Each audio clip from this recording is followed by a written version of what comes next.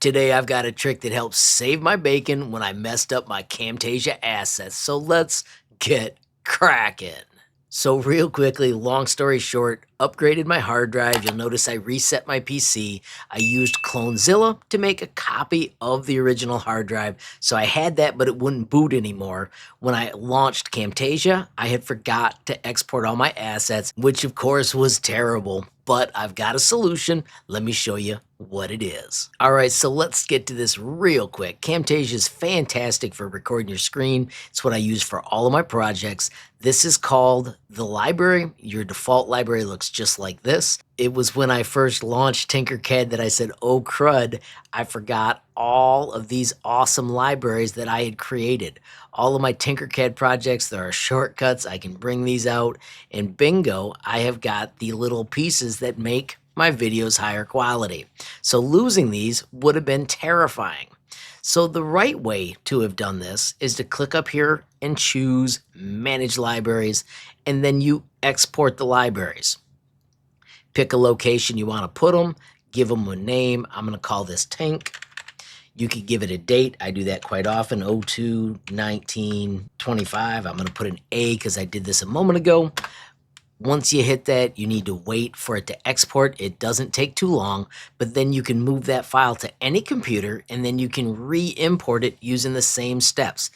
This is the correct way to do this, but of course, I forgot.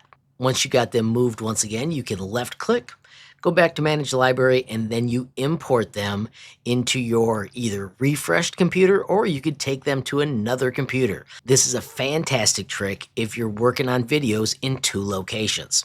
Of course, I screwed this up, so I didn't have that option available. Of course, you can see I solved it. Let me show you how. So my computer boots to see I'm in Windows Explorer. There is a folder called Program Data.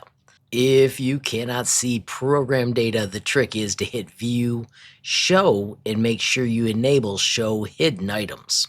Under Program Data, I found TechSmith, I found Camtasia Studio 25, and this is the magic spot, Library for User Libraries. This is completely full. Of course, when I found it, the only one here was the default. So then, like I said, I had made an image of the old hard drive. So you can see I have swapped to the E drive.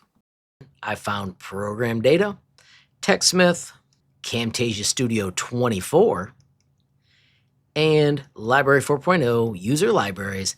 Of course, I could simply select them all. I'm going to hold Control and cancel out the default because that one was already there. And then I could do Control C to copy and move over here and do Control V to paste. It was that easy.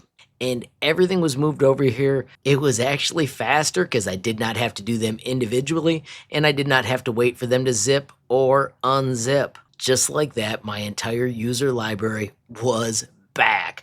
How cool is that? Now, friends, this is obviously unsupported by TechSmith. I have no idea if it'll eventually break, but oh my gosh, totally saved my bacon in this instance. So, of course, I thought I'd share it with you as well. Friends, as I wrap up, I do want to thank my supporters on Patreon. Love how that group is growing. Love to see the discussion areas starting to fill up. Of course, you can check the bit.ly up above or the link in the description to learn more. Finally, friends, of course, I want to thank you for watching. Don't forget, every time you hit that like button, share a video, add a comment down below, or hit subscribe. You're helping HLModTech get just a little bit bigger, which absolutely makes my day. Friends, have a glorious day and keep tinkering.